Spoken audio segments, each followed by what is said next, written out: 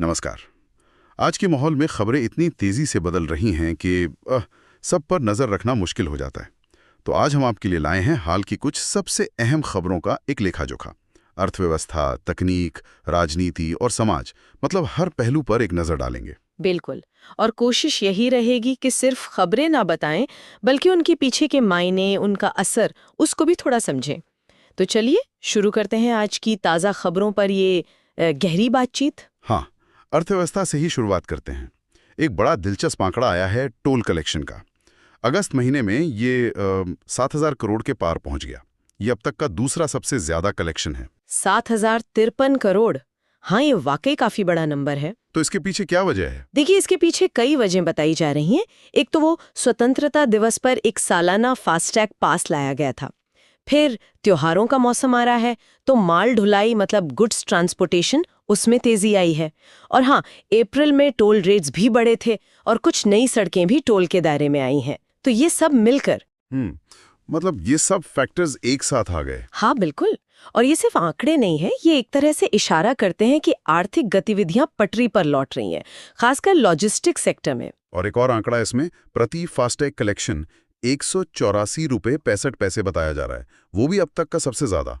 तो इसका मतलब क्या समझें? लोग ज्यादा सफर कर रहे हैं या फिर कलेक्शन सिस्टम बेहतर हो गया है? कह सकते हैं दोनों बातें हो सकती है। ज्यादा सफर तो दिख ही रहा है, जैसा मैंने कहा, माल ढुलाई में। लेकिन ये भी मुमकिन है कि सिस्टम की एफिशिएंसी भी बढ़ी हो। पर हाँ, ये आंकड़ा दिखाता है कि इंफ्रास्ट्रक्चर का इस्तेमाल बढ़ रहा है, जो अर्थव्यवस्था के लिए अच्छा संकेत है। अच्छा, अब जरा व्यापार के मोर्चे पर चलते हैं। भारत और अमेरिका के बीच एक बड़े व्यापार समझौते की बात चल रही है, बीटीए जिसे कहते हैं। वाणिज्य मंत्री पीयूष गोयल को उम्मीद है कि ये समझौता शायद इस साल नवंबर तक फाइनल हो जाए।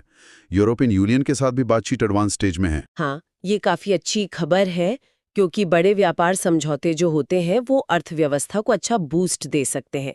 लेकिन इसमें एक परंतु भी है, जिसका जिक्र मंत्री जी ने खुद किया: वैश्विक अनिश्चितता।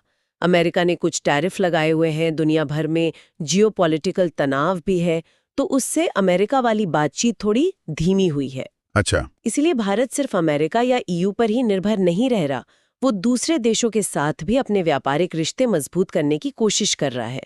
मतलब अपने एक्सपोर्ट मार्केट को डाइवर्सिफाई कर रहा है। समझ गया। अब घरेलू स्तर पर देखें तो जीएसटी को लेकर काफी चर्चा है। वित्त मंत्री ने वादा किया है कि अगली पीढ़ी के जीएसटी सुधार लाएंगे, जिससे कारोबारियों के लिए नियमों का पालन करना आसान हो जाएगा। सुनने में तो बहुत अच्छा लगता है, लेकिन शायद ऑटो सेक्टर थोड़ा परेशान है। हाँ, उनकी चिंता का एक खास कारण है कॉम्पनसेशन सेस। आपको याद होगा, जीएसटी लागू होने पर राज्य